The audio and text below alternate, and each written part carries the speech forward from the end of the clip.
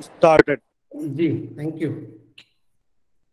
राजेश रेड्डी जब फरमाते हैं, दिन में ही जुगनुओं को परखने की जिद करें, बच्चे हमारे अहद के चालाक हो गए। आज का ये दौर जिसमें बच्चों को बहुत ज्यादा एक्सपोजर मिलता है, वो हर चीज समझते हैं। यह नई पीढ़ी जो हमारी पीढ़ी से काफी आगे है, हर मामले में आगे है। उनका आईक्यू लेवल कहें तो काफी आगे है। उनका इमोशनल क्वोशेंट हमसे बहुत बेहतर है, क्योंकि उनको इस प्रकार के एक्सपोजर मिल रहे हैं। आज के दौर के बच्चे भी अलग हैं, उनकी दुनिया अलग है। हमेशा से बच्चों की दुनिया अलग रहती है, लेकिन उन बच्चों के व्यक्तित्व निर्माण के लिए एक महत्वपूर्ण जिम्मेदारी, एक महत्वपूर्ण भूमिका हमारी पीढ़ी के लोगों की है। ऐसे कौन कौन सी चीजें हैं, ऐसे कौन कौन से अपराध हैं जिनकी तरफ आज के बच्चे शामिल हैं, और जिन किन वजहों से आज के बच्चे उन अपराधों की तरफ अग्रसर हो रहे हैं, उन अपराधों में लिप्त हो रहे हैं, उन अपराधों से बचाने के लिए क्या क्या कुछ कानूनी प्रावधान है। इन सारी चर्चाओं, इन सारी बात पे आज विस्तार से चर्चा करने के लिए हमारे साथ जुड़े हुए हैं आदरणीय शशांक गर्ग सर।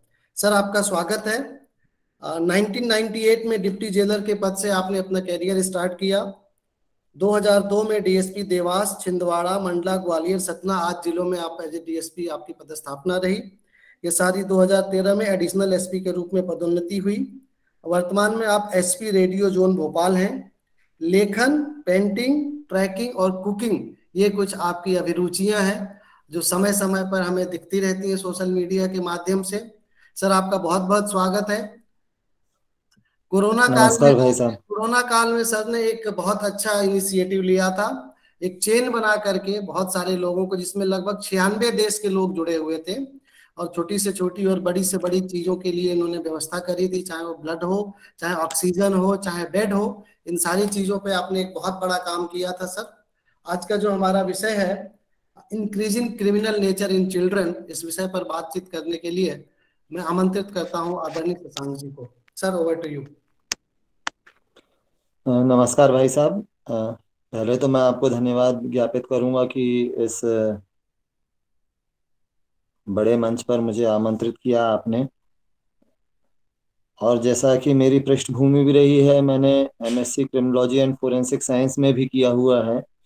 फिर इसके बाद मेरा जो कार्य क्षेत्र है वो भी पहले जेल विभाग, इसके बाद पुलिस विभाग, दोनों में ही मेरा सरोकार जो तथाकथित जो आपराधिक प्रवृत्ति है उसके उससे पढ़ा। और एक तरह से कहें कि उपचारात्मक संस्थाओं के प्रथम और द्वितीय चरण में मैं सम्मिलित रहा हूँ।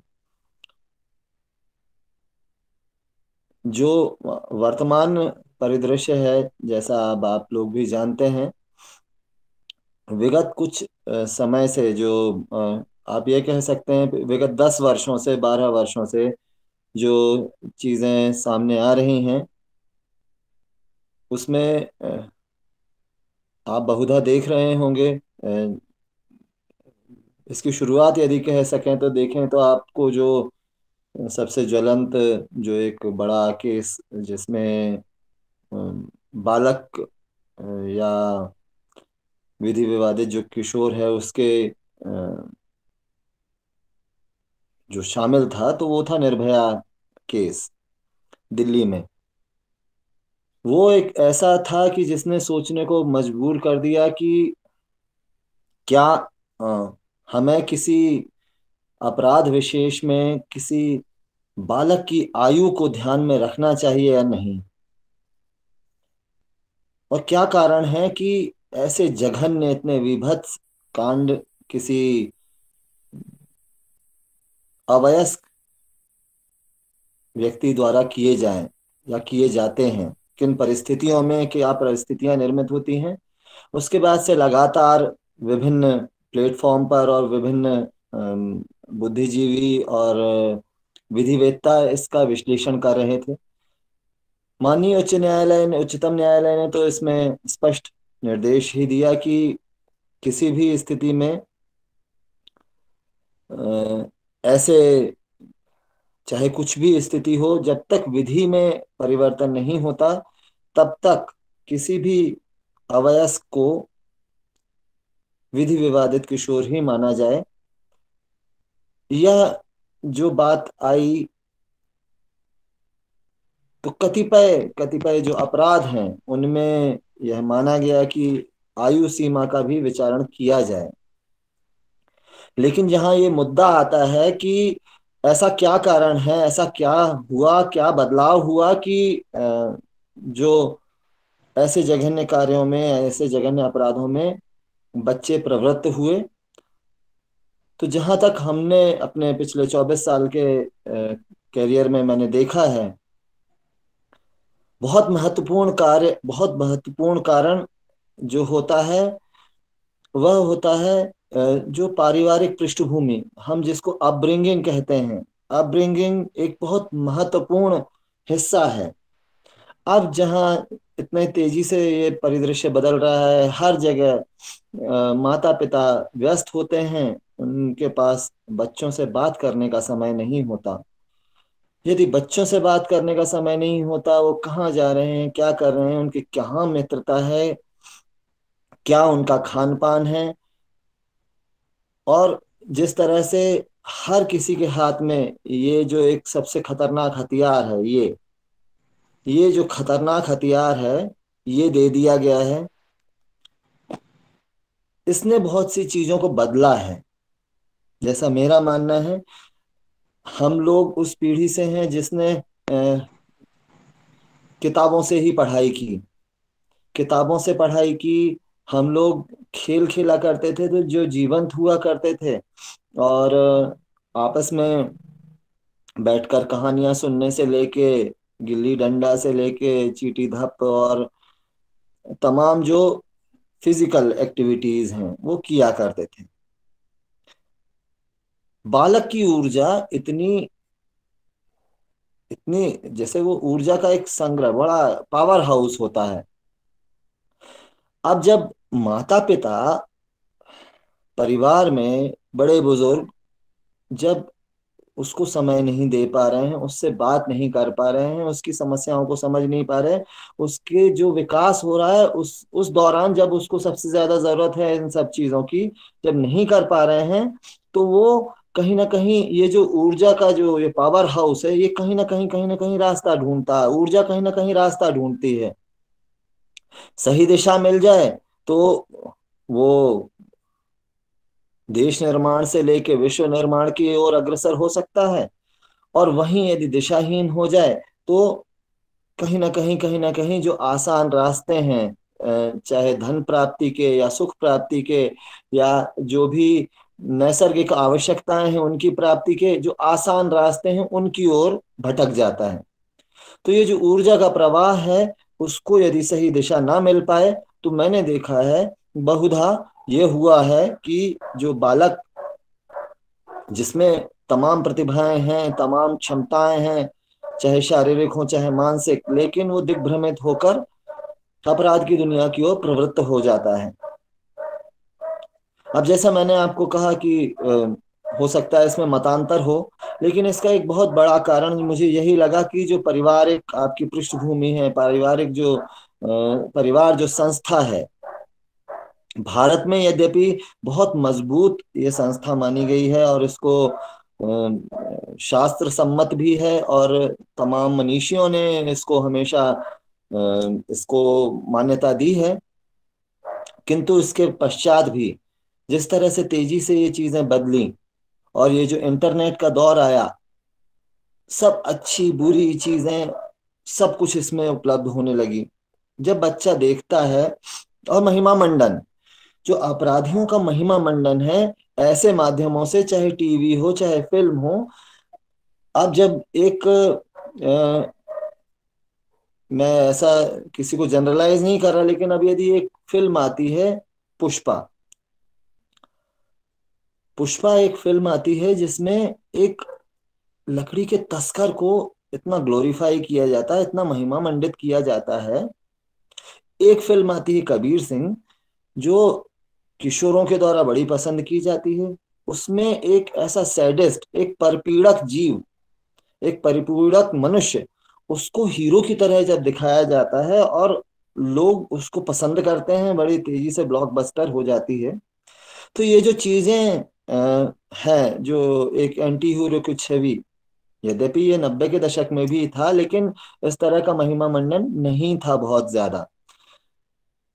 बुरे का बुरा ही अंत बताया जाता था। हम लोग भी बचपन से, हितोपदेश हो या पंचतंत्र की कहानियां हो, चाहे तमाम कथा सरित सागर हो, अच्छे को अच्छा, बुरे का बुरा अंत होता है, ऐसा हम लोग पढ़ते थे।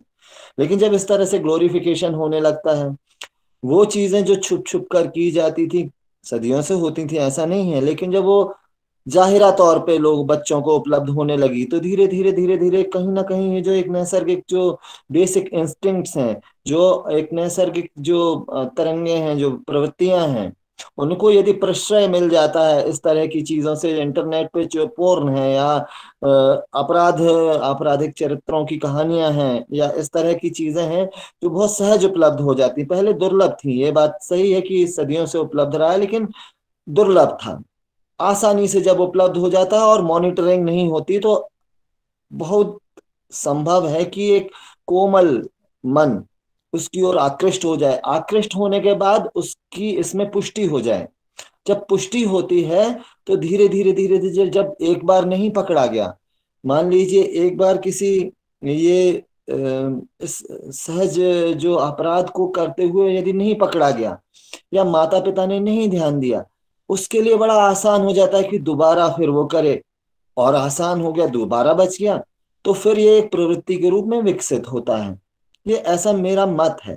इसमें एक और चीज जो सामने आई, वो है वर्जनाओं की मुक्तियां, वर्जनाओं से मुक्ति। वर्जनाएं धीरे धीरे धीरे धीरे कम होने लगी।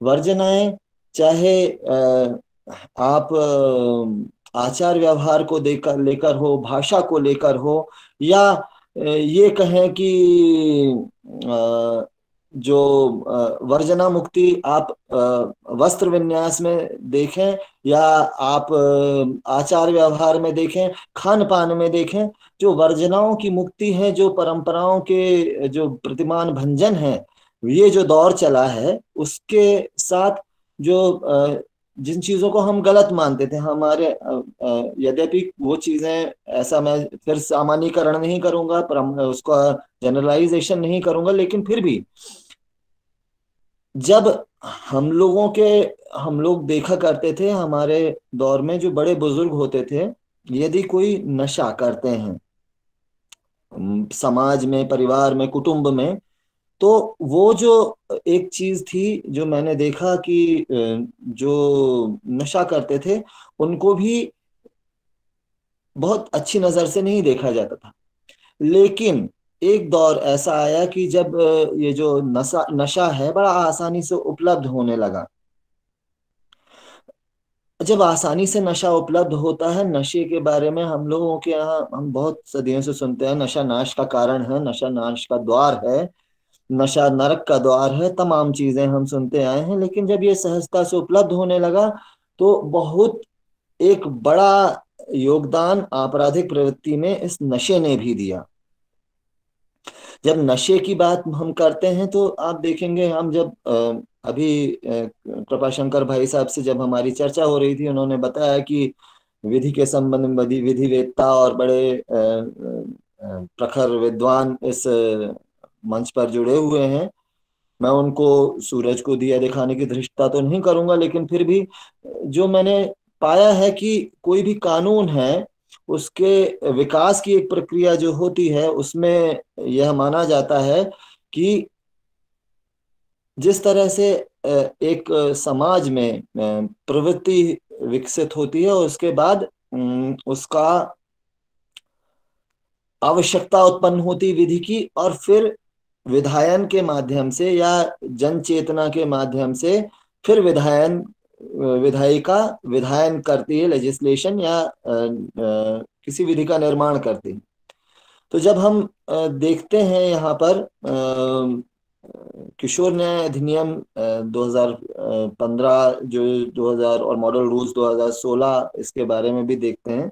जब हम देखते हैं ये धारा 77 या 78, अब आप देखें, मैं जब नशे की बात कर रहा था तो 77 78 वाली जो बात आई, कारण क्या है, क्यों इसकी आवश्यकता उत्पन्न हुई, जब देखा गया कि एक बड़ा कारण बच्चों को अपराध में प्रवृत्त करने का नशा है।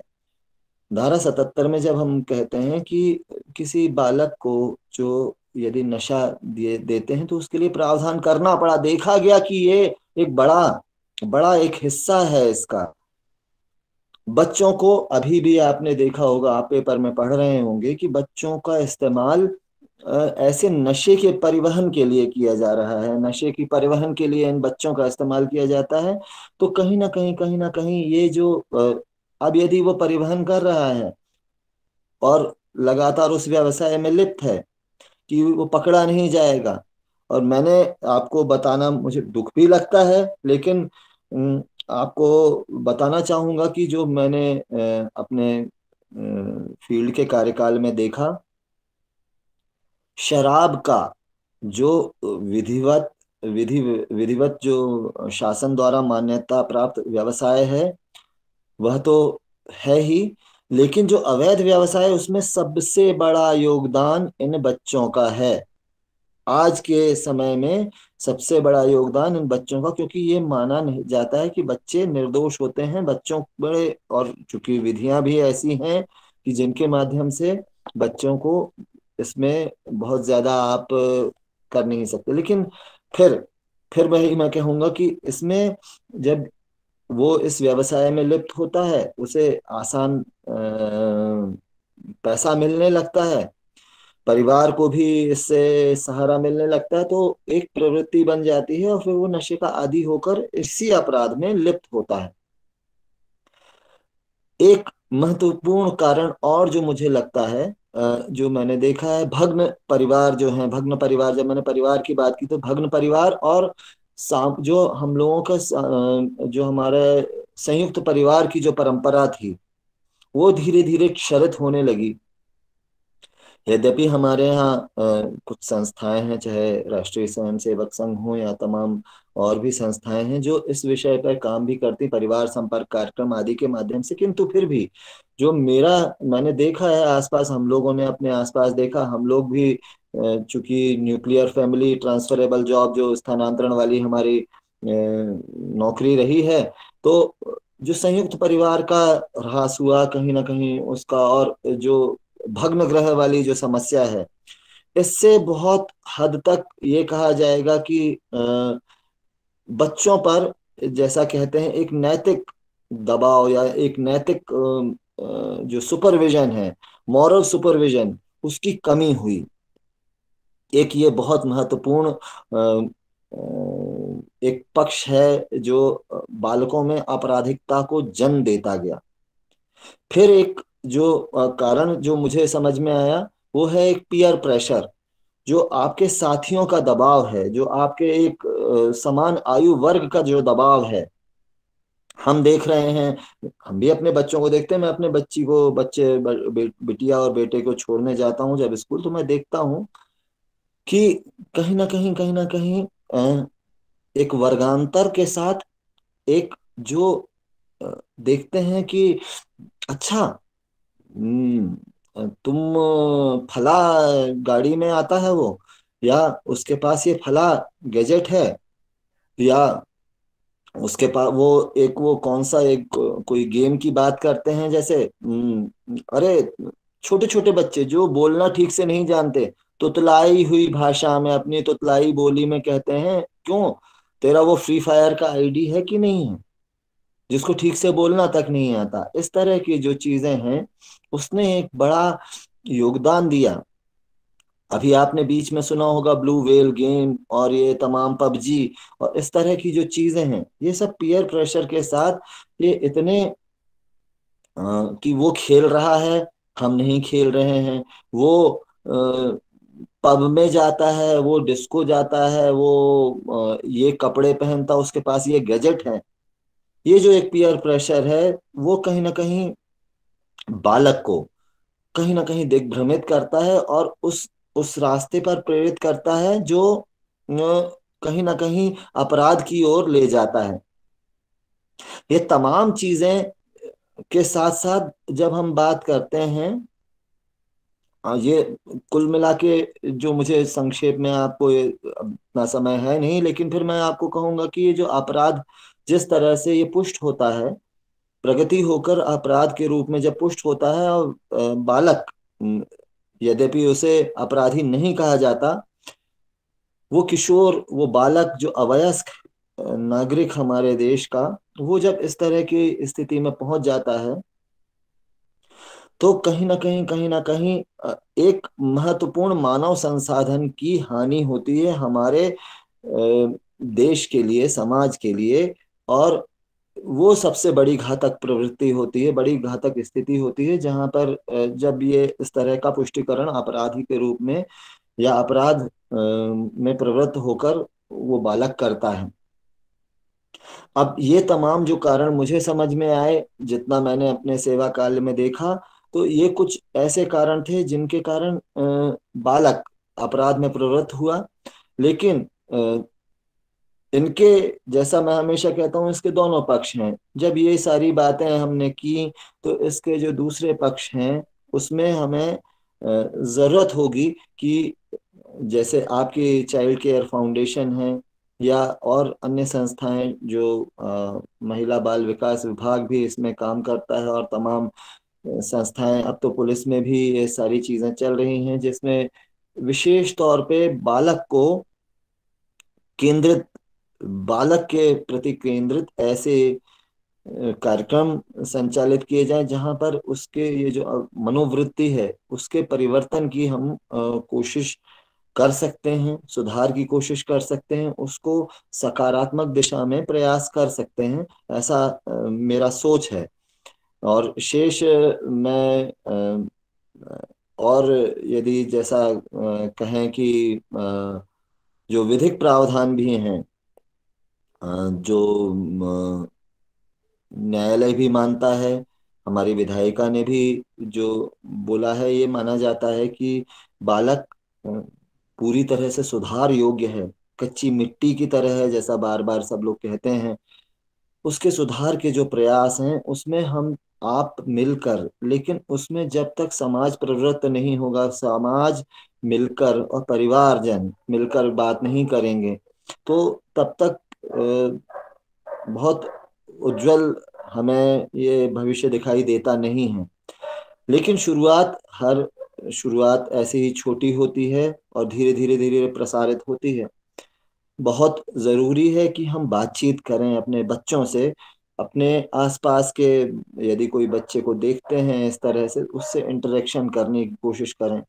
संस्थाएं बनी हैं, निकाय बने हैं, CWC हो, चाइल्ड वेलफेयर कमेटी हो, या बाल न्यायालय हो, ये तमाम जो बने हैं, ये इसीलिए बने हैं कि बच्चों को हम बेहतर स्थितियों में हम ला पाएं। एक बड़ा कारण जैसा हमने देखा हमारे, और CWC अच्छा काम कर भी रही है, तमाम जगह जहां हम पोस्टेड है, यदि भिक्षावृत्ति हो, चाहे ऐसे शराब या अन्य नशे के संबंध में कहीं पर भी ऐसी सूचना मिलती है, तो CWC ने बड़ा अच्छा काम किया है। इसमें मैं कोई दो राय नहीं है, और मैं उनकी भूरी भूरी प्रशंसा करूंगा कि CWC ने सच में इसमें अच्छा काम किया है, कि कहीं पर भी इस तरह की, या तो भिक्षावृत्ति या कहीं अवैध श्रम की कोई ऐसी सूचना मिली, तो CWC ने बहुत अच्छा काम किया है।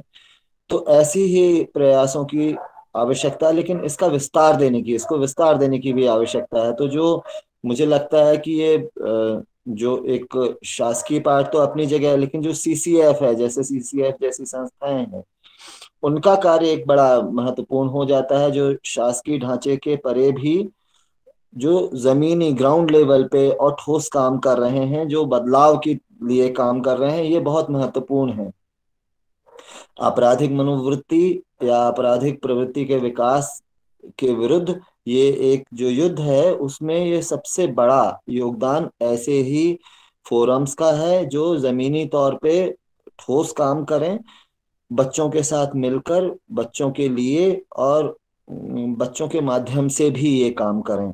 तो मुझे लगता है तब हम जो ये संवाद कर रहे हैं उसकी सार्थकता होगी, और हम लोग शायद आगे आने वाले दिनों में जब हम सेमिनार करेंगे, वेबिनार करेंगे, तो हम लोग ये कह पाएंगे कि हाँ, हमने कोई कदम ऐसे बढ़ा लिए हैं कि जहाँ पर हम, जो ये इरिवर्सिबल प्रोसेस ऐसी कहलाती है, लेकिन हम इसको कहीं दिशा बदलने में कामयाब हुए, और शायद बेहतर भविष्य की ओर हम प्रयाण कर पाए। धन्यवाद। धन्यवाद सर, बहुत अच्छी बातें निकल के आई। सामाजिक और पारिवारिक पृष्ठभूमि, अपराधियों का महिमा मंडन, ये कुछ ऐसी चीजें हैं जो निश्चित रूप से बच्चों के दिमाग में ये बातें भर देती हैं और बच्चे उसकी तरफ अग्रसर होते हैं। जे 77-78 की आपने बात करी, एक अचूक हथियार है जो बाल कल्याण समितियों द्वारा नशे में प्रवृत्त बच्चों या नशे में प्रवृत्त करने वाले लोगों के लिए इस्तेमाल किया जाता है। बाल कल्याण समितियां बहुत वास्तव में पूरे देश में अच्छा काम कर रही हैं। और सर, ये हमारा आज 89वां वेबिनार है, 89वां वेबिनार है, जो पिछले लगभग 2 साल से हम लगातार इन विषयों पर करते चले आ रहे हैं, सामाजिक सरोकार के लिए, खासकर बच्चों और महिलाओं से जुड़े विषयों के लिए। और लगभग 20 राज्यों से लोग जुड़ते हैं। आज संख्या थोड़ी कम है, अदरवाइज 50 लोग रहते हैं। बहुत बहुत धन्यवाद शशांक सर, आप जुड़े रहिएगा हमारे धन्यवाद। साथ, हम आगे जरूर बढ़ते जरूर हैं। भाई साहब। ठीक। और आपको भी बहुत बहुत धन्यवाद, आपने अवसर दिया, और मैं निरंतर आपसे जुड़ा रहूंगा। और मुझे खुशी होती है कि ऐसे प्रकल्पों से जुड़ पाऊं जो सच में हमारे होने की सार्थकता को थोड़ा सा प्रमाणित कर पाए। बस इसके लिए आपको मैं हृदय से धन्यवाद देता हूं भाई साहब। जी। आ, आपने बात करी सामाजिक समरसता और सामुदायिक भावना की। इसी पे मिलके हमारे जो अगले वक्ता एक बहुत अच्छा काम कर रहे हैं, आदरणीय संजय सिन्हा सर हैं। किसी एक काम को प्रारंभ करना तो बहुत आसान होता है, लेकिन उस काम को लगातार करते रहना, उस बुलंदी पर जाके टिके रहना एक बड़ी बात होती है। संजय सिन्हा सर देश के वरिष्ठ और नामचीन पत्रकार हैं। अभी तक उनके द्वारा 10 पुस्तकें लिखी जा चुकी हैं। लगभग पूरे विश्व की उन्होंने भ्रमण किया है, और उस भ्रमण के दौरान जो उनके अनुभव हुए हैं, उन अनुभवों को अपने किताब के माध्यम से और अपने ब्लॉग के माध्यम से लगातार समाज तक पहुंचाते रहे हैं। सर लगभग पिछले 10 वर्षों से लगातार जी न्यूज में रिपोर्टिंग और इलेक्ट्रॉनिक मीडिया में आपने काम किया है। इसके अलावा पिछले 8 वर्षों से रोज एक नई कहानी के माध्यम से समाज में जागरूकता और सामुदायिक भावना को विकसित करने के लिए काम कर रहे हैं। हाल ही में आपकी सुक्रिया पुस्तक जो है संस्कृति विभाग की साहित्य अकादमी के द्वारा अखिल भारतीय महादेवी पुरस्कार से सम्मानित हुई है। इन पंक्तियों के साथ मैं आदरणीय संजय सिन्हा सर को आमंत्रित करता हूं। नजर नजर में उतरना कमाल होता है, नफस नफस में बिखरना कमाल होता है। बुलंदी पर पहुंचना तो कोई कमाल नहीं, बुलंदी पर ठहरना कमाल होता है। पिछले 10 वर्षों से सर आप जो काम कर रहे हैं वो एक वास्तव में प्रशंसनीय कार्य है। कार्य को प्रारंभ करना उतना महत्वपूर्ण नहीं जितना अनवरत उसमें जुड़े रहना है। आदरणीय संजय सिन्हा सर, आपने शशांक सर का उद्बोधन भी सुना, ऐसे क्या वजह है। मैं आपसे, हम आपके माध्यम से जानना चाहते हैं वो कौन सी ऐसी मोटिवेशनल टेक्निक्स हैं जिससे हम बच्चों को एक सकारात्मक माहौल दे सकते हैं। इस विषय पर बात करने के लिए मैं आमंत्रित करता हूं आदरणीय Sanjay Sinha sir. Over to you sir. धन्यवाद।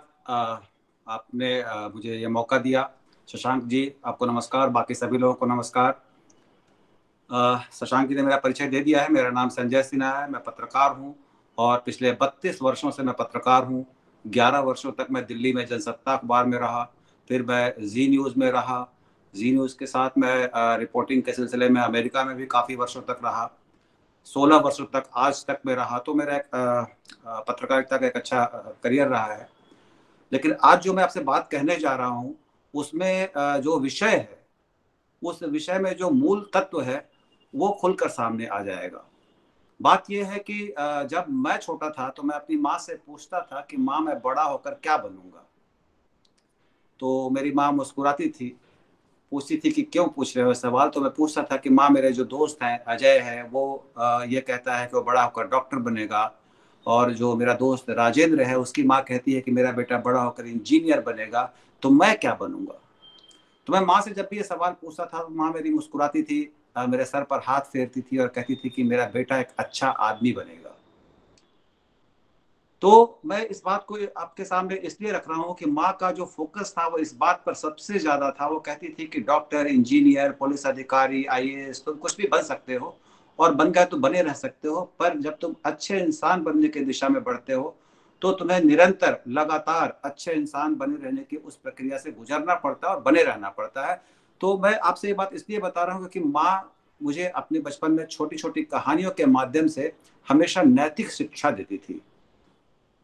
तो नैतिक शिक्षा का जो महत्व है वो ये बात सच है कि समय के साथ धीरे धीरे धीरे कम होता गया और खोता चला गया है। जो बात शशांक जी कह रहे थे कि जो नई पीढ़ी है वो परिवार बिखर रहे हैं और वो पीढ़ी जो है सो एक अकेलेपन के दौर से गुजर रही है, और उस अकेलेपन के दौर में उसके हाथ में ऐसे गैजेट्स दे दिए गए हैं जिनसे उनका दुनिया से पाला पड़ जा रहा है और उसको ऐसा अच्छा और बुरा जो है उसका ज्ञान नहीं हो पा रहा है। तो शशांक जी ने एक पुलिस अधिकारी की हैसियत से सारी बातें कही और मैं उन बातों से बहुत इत्तेफाक भी रखता हूँ कि उन्होंने जो बात कही है वो बिल्कुल वैज्ञानिक तौर पर सही समस्या है। खास तौर पर उन्होंने फिल्म की चर्चा की कि फिल्म की कहानियों में भी अब जो है सो बहुत सारी बुराइयों को उजागर किया जा रहा है। मेरा एक प्रश्न है आप लोगों से, मुझे नहीं पता कि आप लोगों के पास बोलने के का ऑप्शन है कि नहीं है, किसी को मेरे सवाल का जवाब देने का ऑप्शन है कि नहीं है, आप लोगों के माइक ऑफ है या ऑन है या उसको ऑन किया जा सकता है या नहीं। पर मेरा एक सवाल है कि जिन बच्चों की, जिन किशोरों की हम बात कर रहे हैं कि वो अपराध की दुनिया में जुड़ रहे हैं, उससे बढ़ रहे हैं, उस ओर आगे बढ़ रहे हैं, तो सवाल ये है कि क्या ये आज हो रहा है, अभी हो रहा है, पिछले 10, 15, 20 वर्षों में हो रहा है, या ऐसा सैकड़ों हजारों साल से होता चला आया है?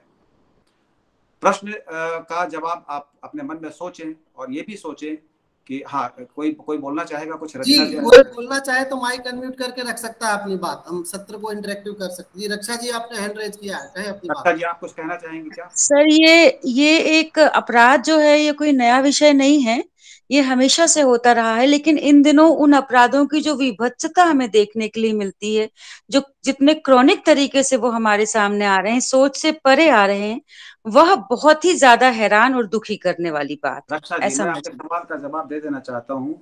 ये जो आप सुन रही हैं वो इसलिए नहीं सुन रही हैं कि अपराध बहुत बढ़ गया है, वो आप इसलिए सुन पा रही हैं क्योंकि मीडिया का दायरा बहुत बढ़ गया है, हर हाथ में मीडिया पहुंच गया है, इसलिए आप तक खबर पहुंच जा रही है। जब खबर पहुंच जा रही है तो आपको ऐसा लग रहा है कि अपराध बहुत बढ़ गया है। मैं आपको एक बहुत पुराने ग्रंथ की चर्चा आपसे करना चाहता हूँ। आपने सुना होगा महाभारत के बारे में, तो सुना ही होगा, पढ़ा भी होगा, फिल्म उसको जो टीवी पर सीरियल आया था वो भी देखा होगा। वो तो पूरा पूरा ग्रंथ जो हजारों साल पुराना ग्रंथ है अपराध से भरा पड़ा है और बहुत सारे बच्चों के अपराध से भी भरा पड़ा है, पूरा समाज अपराध से भरा पड़ा है। तब आप ये क्यों चर्चा नहीं करती हैं कि जब कौरव जो थे वो जब बच्चे थे तब भी पांडवों को अलग अलग तरीके से परेशान करते थे और किस्म किस्म के अपराध किया करते थे, तब उनको आप किंवदंती या कहानी मानकर छोड़ देती हैं। उसकी वजह यह है कि कहानियां क्यों लिखी गई हैं, ये कहानियां क्यों लिखी गई हैं और क्यों सुनाई जाती हैं। तो हम कहानी के मर्म को नहीं समझते, हम उनका मर्म नहीं बताना चाहते लोगों को, इसलिए हम ये सोचते हैं कि आज ये अपराध हो गया है। आप पुराने जमाने को देखिए तो किस किस तरह के अपराध नहीं हुए हैं। आपने सुना ही होगा कि जब पांडव बहुत छोटे थे और वो उनको पकड़कर उन्होंने कौरवों ने लाक्षागिरी में जला दिया था। सोचिए कितना षड्यंत्र रचा होगा उन्होंने कि एक ऐसा घर बनाया जिसमें उनको ले जाकर जला देंगे हम। तो अपराध तो है और जब तक समाज है, मनुष्य है, अपराध रहेंगे। अब प्रश्न ये है कि हम उनको कैसे ठीक करें, समाज को कैसे, समाज में बदलाव लाएं। तो उसकी शुरुआत, जैसा कि शशांक जी ने ये बात कही कि घर से उसकी शुरुआत होती है। और जो विषय हमें पढ़ाए जाते हैं, हम जो विषय पढ़ते हैं, अपने बच्चों को पढ़ाते हैं, आप लोग भी ग्रोन अप लोग हैं, आपके बच्चे होंगे, तो आपको अपने दिल में ये झांकना होगा कि क्या वास्तव में आप अपने बच्चों को अपने घर से एक मनुष्य बनने की शिक्षा देते हैं, या बचपन में जब वो नर्सरी में पढ़ रहा होता है तभी आप उसको डॉक्टर, इंजीनियर, आईएएस, आईपीएस या कुछ और बनाने के लिए प्रेरित करने लगते हैं। क्या आप वास्तव में ऐसा करते हैं? अगर आप अपने बच्चों को नैतिक शिक्षा देंगे तो मेरे को कोई संदेह नहीं है इस बात में कि बच्चे जो हैं अपराध की दुनिया से खुद ब खुद दूर होंगे। संसार में जितनी भी कहानियां हमें पढ़ाई जाती हैं, चाहे वो पौराणिक हो, चाहे मध्य युग की हो या आधुनिक हो, या कोई भी फिल्म हो, मतलब आप कोई भी हिंदी की फिल्म उठाइए, इंग्लिश की फिल्म उठाइए या महाभारत की कहानी देखिए, हर कहानी में अंत में यही साबित किया जाता है कि बुराई पर अच्छाई की जीत होती है, बुरा मारा जाता है, बुरा विलेन कहा जाता है और अच्छा अच्छा होता है, वो जीत जाता है। फिल्म में 2.25 घंटे तक हीरो की पिटाई होती है, विलेन का संसार जगमगाता रहता है, मगर आखिर के 15 मिनट में आप देखती हैं कि विलेन का बड़ा बुरा हश्र होता है और हीरो जो है वो जीत जाता है उस जंग को। तो मेरा ये कहना है कि जो भी माध्यम है उस माध्यम से यही संकेत दिया जा रहा है, पर सवाल ये उठता है कि क्या हम लोग अपने बच्चों को कभी भी नैतिक शिक्षा देते हैं? मैं जैसा कि मैंने कहा कि मैं हर रोज कहानी लिखता हूं, तो ये बात सच है कि पिछले 8.5 वर्षों से मैं हर रोज फेसबुक पर एक कहानी लिखता हूं और मेरा फोकस सिर्फ यही है कि मेरी कहानी से चाहे 10 लोग, चाहे 20 लोग, चाहे 50 या 100 बच्चे जो हैं उनको पढ़ें और वो समझ पाएं कि नैतिक शिक्षा क्या होती है। क्योंकि मैं जानता हूं कि अब नैतिक शिक्षा का कोई आधार रह नहीं गया है घर में, सिवाय इसके कि तुम बैठकर पढ़ो और कंपटीशन की तैयारी करो, तो उसके बाद आपको दोष देने का हक नहीं होता है। आपने कहा गैजेट्स कि हमारे हाथ में फोन है, हमारे हाथ में दूसरे गैजेट्स हैं, हम गेम खेलते हैं, इन सब के बहुत क्रिएटिव यूज भी हो सकते हैं।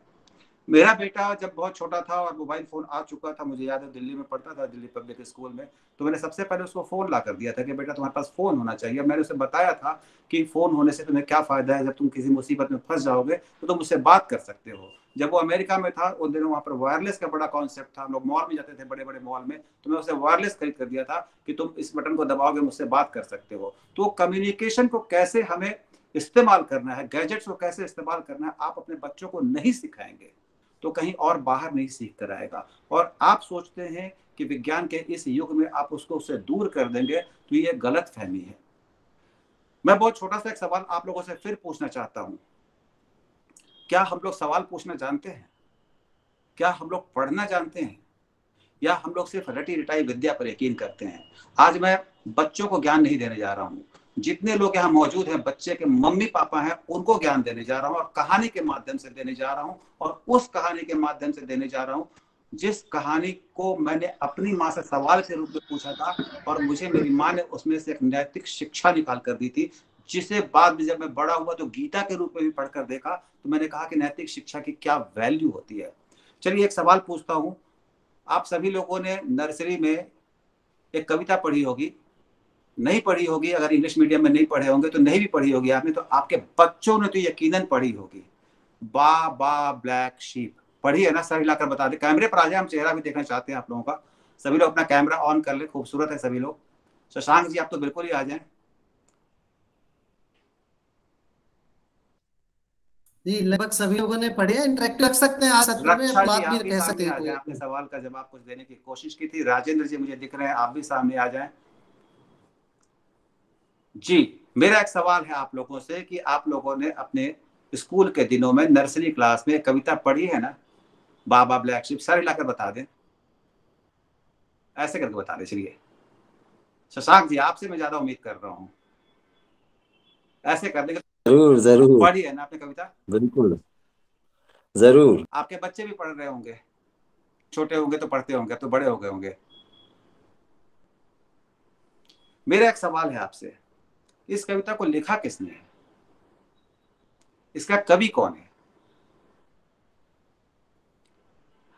जानते हैं ये सवाल क्यों पूछ रहा हूं? क्योंकि मैं जानता हूं कि आपको इसका जवाब नहीं मालूम है, और जवाब नहीं मालूम होने की वजह यह है कि आपने जानने की कोशिश ही नहीं की कभी कि आपको ये कविता पढ़ाई क्यों जाती थी, आपका बच्चा ये कविता क्यों पढ़ता है, या आपका बच्चा स्कूल जाता है तो वो क्यों जाता है, आपने जानने की कभी कोशिश ही नहीं की। आपने देखा कि शर्मा जी का बेटा, मिश्रा जी की बेटी और चौहान साहब के रिश्तेदार वो फलाने स्कूल में पढ़ते हैं जो बहुत बढ़िया स्कूल है, तो आपने अपने बच्चे को उस स्कूल में डाला। आपने जानने की कोशिश ही नहीं की कि बच्चे को स्कूल क्यों भेजना है हमको।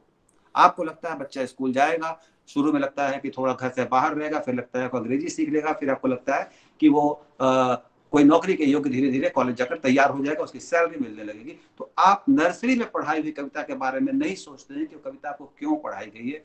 और ऐसी एक कविता नहीं है, ऐसी बहुत सारी कविताएं। आपको ये भी शायद जानना चाहिए था कि ट्विंकल ट्विंकल लिटिल स्टार हमें क्यों पढ़ाया।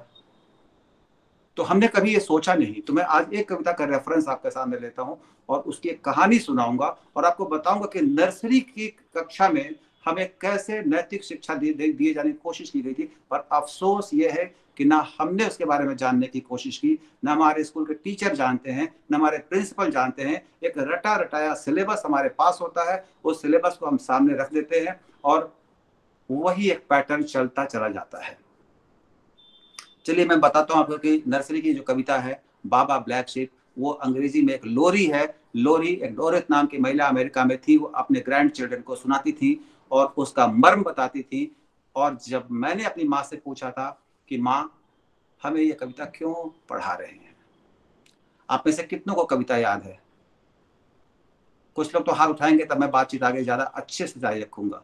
चलिए मैं आपके साथ, आप गाना चाहें तो गा सकते हैं आप लोग कि बा baa black sheep Have you any wool? Yes, Yes, sir. sir. Yes, Yes, sir. sir. Three 3 bags bags full. full. One One for for my my master, one master, for my lamb, one for my little boy who lives down the lane. who lives down the lane। कितनी अच्छी Yes. कविता, आप लोगों को याद है, आपने बचपन में पढ़ी है, आपके बच्चे भी पढ़ रहे हैं पूरी याद। और बच्चे स्कूल से आते होंगे तो डांस करके आपके घर में शर्मा अंकल आएंगे, बोलेंगे बेटा अपने बच्चा अंकल को सुनाओ, कविता सुनाओ। तो वो टीचर कहती है कि रट के बेटा डांस करके दिखाओ और आप खुश हो लेते हैं।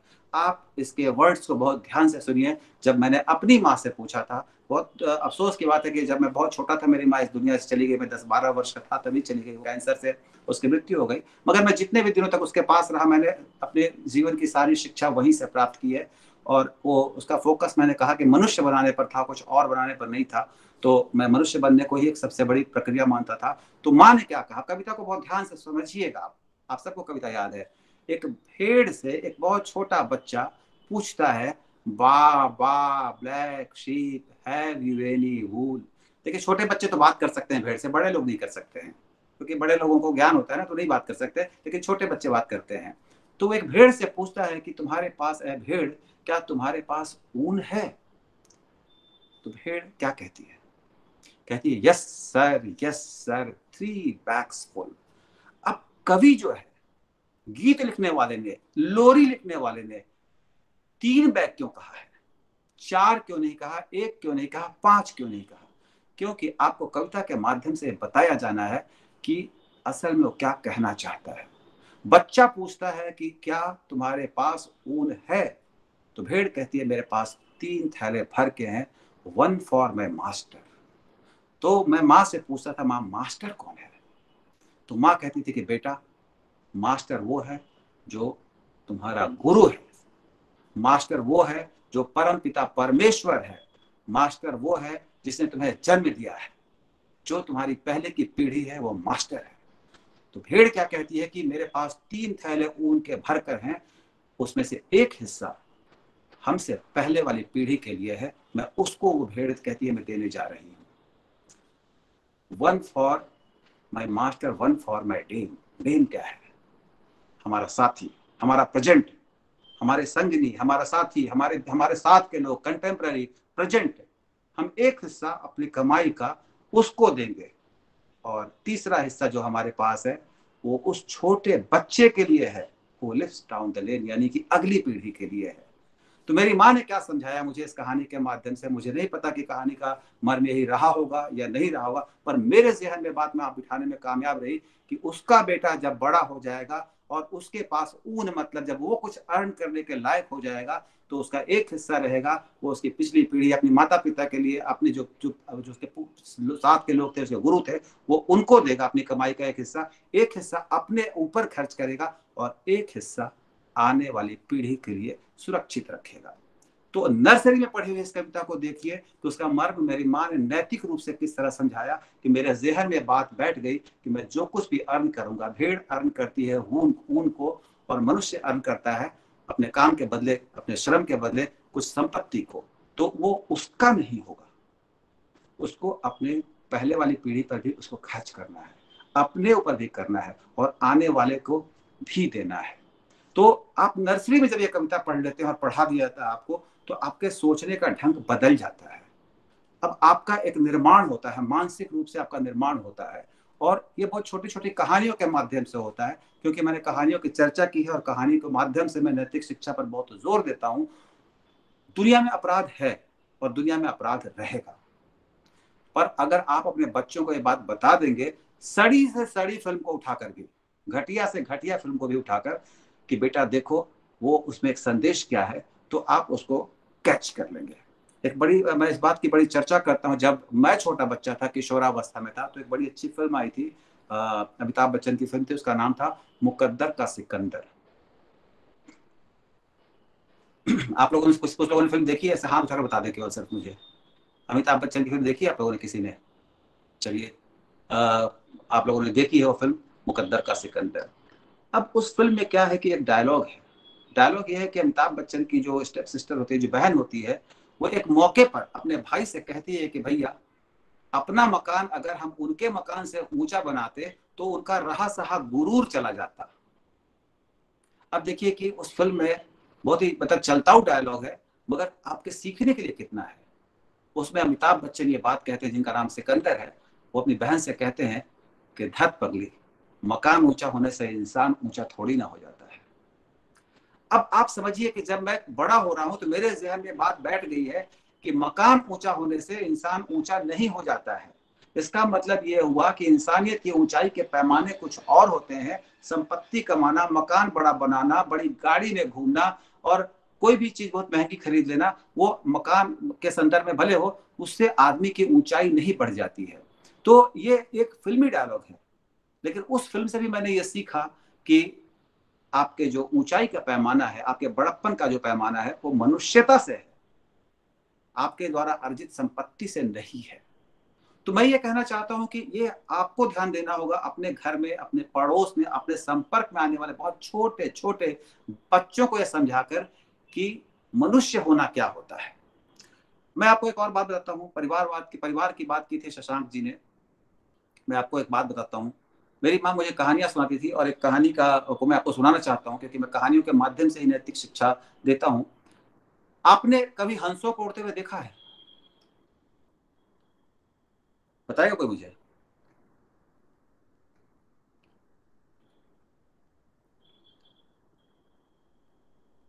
ममता दीदी मैसेज करे जी, बताए ममता दीदी। हाँ हाँ, बोलिए, आप खुल के बोलिए।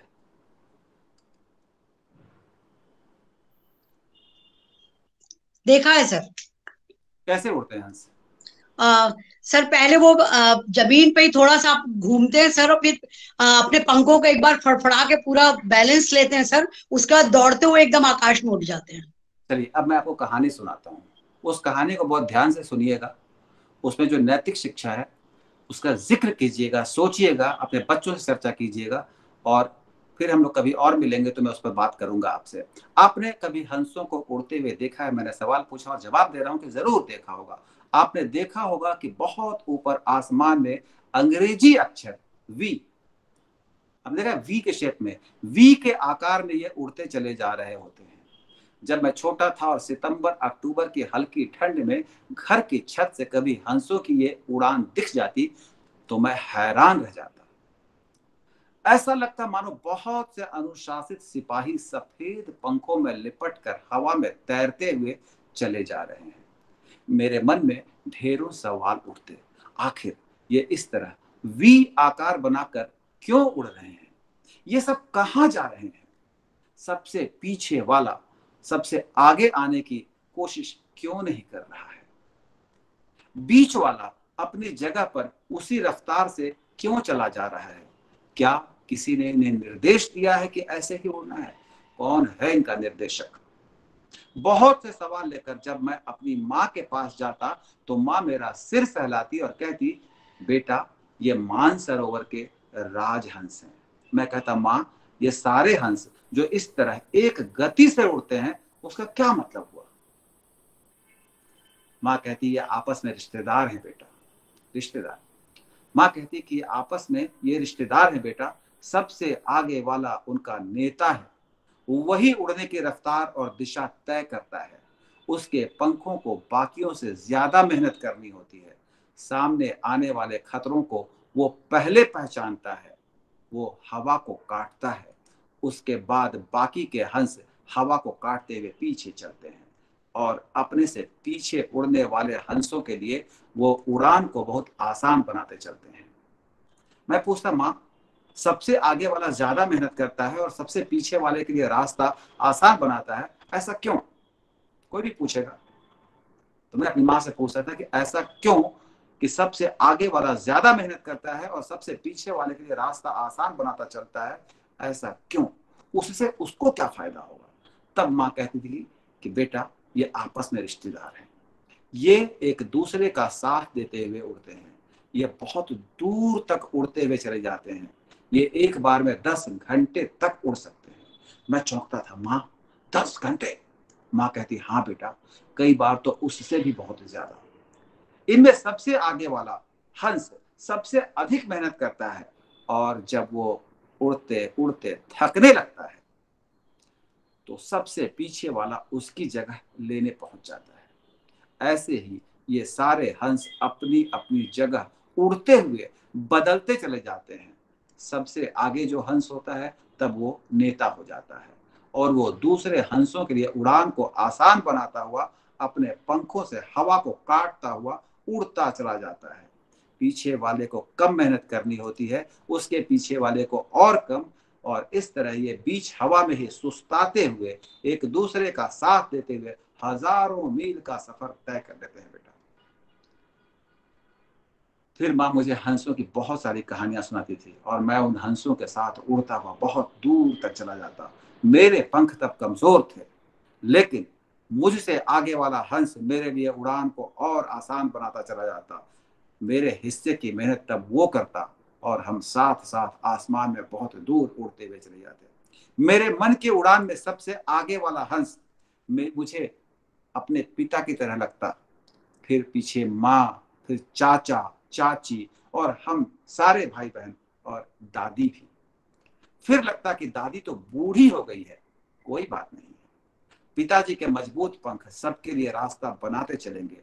पहले दादी ने पिताजी के लिए रास्ता बनाया होगा, अब पिताजी दादी के लिए रास्ता बना रहे हैं। ये परिवार है। पिताजी थक जाएंगे तब क्या होगा? तब तक मैं बड़ा हो जाऊंगा, फिर मैं आगे हो जाऊंगा। मैं अपने पिताजी से कहूंगा आप आराम कीजिए पिताजी, मेरे पंख सबके पंखों को अब आराम देंगे, फिर मेरे पंख सबको साथ लेकर उड़ने चलेंगे। जब मैं बड़ा हो जाऊंगा सबको हंसों के बारे में बताऊंगा और बताऊंगा कि आदमी भी चाहे तो ऐसे बहुत दूर तक साथ साथ उड़ सकता है। अफसोस जब मैं बड़ा हो गया तो मैंने देखा कि आदमी ऐसा नहीं करता है जैसा हंस करते हैं। तो बात यह है कि मैंने कहानी आपको सिर्फ इसलिए सुनाई कि एक ऐसी कहानियां जो होती हैं, छोटी छोटी कहानियां, जब आप अपने बच्चों से इनका जिक्र करते हैं, इनको सुनाते हैं, तो उनके भीतर एक भाव पनपता है और भाव पनपता है सही और गलत में फर्क कर पाने का, टुगेदरनेस का, लोगों को साथ लेकर चलने का। तो जब आप अपने बच्चों को चाहते हैं कि वो अपराध की दुनिया से नहीं जुड़े, जब वो गलत काम की ओर नहीं जाएं, तो आपको उनको मोटिवेट करना होगा, आपको उनको ये बताना होगा कि सही क्या है, गलत क्या है। हम दुनिया में आए हैं, हम एक सामाजिक प्राणी हैं। सामाजिक प्राणी होने का मतलब क्या होता है, उन्हें बताना होगा कि जंगल में जो शासन, जंगल की दुनिया कैसे अलग होती है और जंगल के बाहर जो दुनिया होती है वो कैसे अलग होती है। तो उन्हें बताना होगा, आपको कहानियों के माध्यम से समझाना होगा, उदाहरणों से समझाना होगा, फिल्मों के माध्यम से समझाना होगा, तरह तरह के तरीके अपनाने पड़ेंगे ये बताने के लिए कि बेटा या बेटी जो भी हो, गलत और सही में अंतर क्या होता है। हजारों कहानियां आपको महाभारत में मिल जाएंगी, सैकड़ों कहानियां आपको रामचरितमानस रामायण में मिल जाएंगी और दुनिया के तमाम हिंदी सिनेमाओं में मिल जाएंगी। जब गलत का मतलब गलत होता है और सही का मतलब सही होता है, आपको उसका वैज्ञानिक तरीके से परिणाम सामने रखना होगा। आपको सिर्फ कथावाचक के रूप में कहानियां सुनाकर नहीं होगा कि आप तुलसीदास के दोहे को रट कर सुना दे। आपको हर कहानी का मर्म बताना होगा और बताना होगा कि सही क्यों सही होता है और गलत क्यों गलत होता है। इस तरह आप उनको मोटिवेट कर सकते हैं। आप उनको रोकिए मत, आप उनको टोकिए मत, आप उनको सिर्फ प्रारंभ से ट्रेंड कीजिए, शिक्षित कीजिए और उनको ये बताइए बार बार। मैंने फिर कहा, कथावाचक के रूप में नहीं, बिना विज्ञान के नहीं, बिना प्रयोग के नहीं, बिना उदाहरण के नहीं, आपको हर बार एक साइंटिफिक अप्रोच लेकर आना होगा और बताना होगा कि जिंदगी कैसे सुंदर और सुगम हो सकती है अगर हम सही दिशा में चले तो मैं कहानियों के माध्यम से लोगों को जगाने की कोशिश करता हूं। मेरी माँ ने मुझे कहानियों के माध्यम से एक अच्छा इंसान बनाने की कोशिश की और हिंदी सिनेमा ने मुझे बहुत सारे चलताऊ डायलॉग के माध्यम से जिंदगी को समझने का संदेश दिया। इसमें से एक डायलॉग मैंने आपके सामने बोला कि मकान ऊंचा होने से इंसान ऊंचा नहीं होता है। आपको यह पाठ उनको पढ़ाना होगा। जब बच्चा पहली बार ये बोल दे, पहली बार जब ये बोले कि पापा वो बड़ी गाड़ी है, मुझे वो बड़ी गाड़ी बहुत अच्छी होती है, तो उसको बताना पड़ेगा कि बेटा फर्स्ट डिजर्व देन डिजायर। तुम उसके योग्य बनो बड़ी गाड़ी के। तुम बड़ी गाड़ी के बारे में मत सोचो, तुम ये सोचो कि हम कैसे उसके योग्य बन सकते हैं। उसके दिमाग में बात बिठाइए कि गलत तरीके से अर्जित किया हुआ धन जो होता है उसकी वैल्यू नहीं होती है। मैं आपको बस चलते चलते बहुत संक्षेप में बात कहना चाहता हूँ कि जब मैं दिल्ली में मुझे नौकरी मिली थी जनसत्ता अखबार में, पहली बार मैं जब जा रहा था अपने घर, तो मेरे पिताजी ने मुझे बिठाकर एक बात कही थी कि बेटा तुमने पैसा कितना कमाया इस बात की जिंदगी में कोई वैल्यू नहीं होगी, इस बात की हमेशा वैल्यू होगी कि तुमने पैसा कैसे कमाया है। और वो बात मेरे जहन में बैठ गई। मुझे कभी किसी की अमीरी, किसी की बड़ी गाड़ी से मैं कभी प्रभावित नहीं हुआ। मुझे हमेशा लगता रहा कि ईमानदार होने का, सही होने का जो सुख होता है उस सुख से बड़ा कोई सुख नहीं है। तो मेरे माता पिता ने मुझे ट्रेंड दिया, मैं आप लोगों को चाहता हूं कि आप लोगों को ट्रेंड करें। मैं अपने संपर्क में आने वाले सभी व्यक्तियों से इस तरह की बातें करता हूं और मैं हमेशा कहता हूं कि ये समाज तभी उन्नत होगा जब हम सही का सही ढंग से प्रचार और प्रसार करेंगे। शुक्रिया आप लोगों का। धन्यवाद संजय सर, बहुत अच्छी बातें निकल के आई। ऊंचाई का पैमाना, बड़प्पन, नैतिक शिक्षा का महत्व, और आपने जो चीजें सीखी है वो समाज में आगे तक ले जाएं। सही को क्यों सही और गलत को क्यों गलत कहा जाए, ये तर्क के आधार पर हम बच्चों तक ले जाएंगे तो ये बच्चे इन बुराइयों से दूर भी रहेंगे और एक बेहतर समाज का हम निर्माण कर पाएंगे। चाइल्ड कंजर्वेशन फाउंडेशन की 89वीं वेबिनार में जुड़े सभी वक्ताओं का बहुत बहुत धन्यवाद। संजय सिन्हा सर का और शशांक जी का बहुत बहुत आभार। अब ये सत्र खुला सत्र है, जिस किसी को भी संजय सर से या शशांक सर से प्रश्न पूछने हैं हैंड रेज कर सकता है, मैं आपके प्रश्न लेता रहूंगा। जी मैं डॉक्टर दुर्गा त्रिपाठी, डॉक्टर चौबे जी, मैं बहुत सारी कॉम्प्लीमेंट्स देना चाहती हूँ डॉक्टर मिस्टर संजय को। बहुत ही सुंदर प्रेजेंटेशन रहा।